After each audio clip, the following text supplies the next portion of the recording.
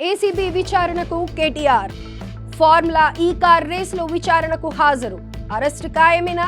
నమస్తే, ఆంధ్రప్రభకి స్వాగతం. నేను ప్రియా కౌశిక్.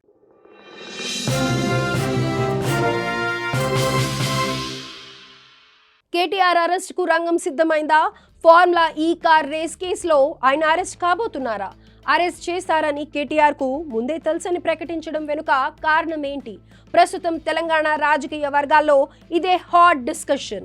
మాజీ మంత్రి బీఆర్ఎస్ నేత కేటీఆర్ ఫార్ములా ఈ కార్ రేస్ కేసులో ఏసీబీ విచారణకు హాజరయ్యారు. ఇందులో భాగంగా 44 కోట్ల లావాదేవీలపై ఆయనను అధికారులు ప్రశ్నిస్తున్నారు. అయితే ఈ విచారణ తర్వాత A1గా ఉన్న ఆయనను అధికారులు అదుపులోకి తీసుకునే అవకాశం ఉందనే వాదనలు వినిపిస్తున్నాయి.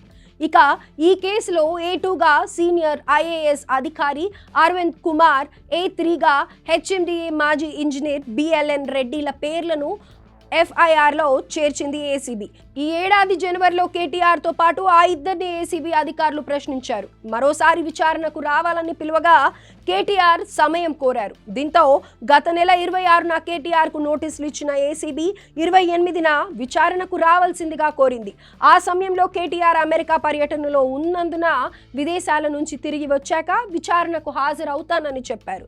ఈ క్రమంలోనే ఏసీబీ ముందుకు రెండోసారి విచారణకు హాజరయ్యారు కేటీఆర్. అయితే ఏసీబీ విచారణకు హాజరయ్యే ముందు కేటీఆర్ కీలక వ్యాఖ్యలు చేశారు. డైవర్షన్ పాలిటిక్స్ లో భాగంగా పెట్టిన అక్రమ కేసని చెప్పారు.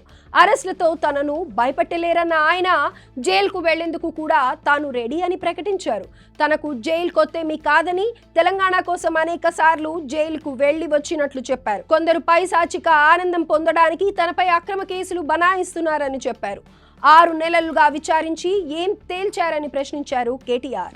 ఫార్ములా ఈ రేస్ కేసులో అరెస్ట్ చేస్తారని తనకు ముందే తెలుసని చెప్పారు. అలాగే ఈ కార్ రేస్ అంశాన్ని 4 గోడల మధ్య కాకుండా అసెంబ్లీ సాక్షిగా ప్రజల ముందు చర్చిద్దామన్నానని తెలిపారు. కానీ చర్చించే దమ్ము, ధైర్యం లేక సీఎం రేవంత్ రెడ్డి పారిపోయారని ఎద్దేవా చేశారు. ఈ క్రమంలో రేవంత్ రెడ్డికి మరోసారి సవాల్ విసిరిన కేటీఆర్ లై డిటెక్టర్ టెస్టుకు కూడా తాను సిద్ధమేనని స్పష్టం చేశారు. చట్టంపై, న్యాయ వ్యవస్థపై తనకు నమ్మకం ఉందన్నారు కేటీఆర్. అందుకే 3 సార్లు 30 సార్లు పిలిచినా విచారణకు వెళ్తానన్నారు. అన్నింటికి తెగించే కొట్లాడుతున్నామని చెప్పారు. అటు విచారణ, ఇటు అరెస్ట్ చేసే అవకాశం ఉందన్న వార్తల నేపథ్యంలో సర్వత్రా ఉత్కంఠ నెలకొంది.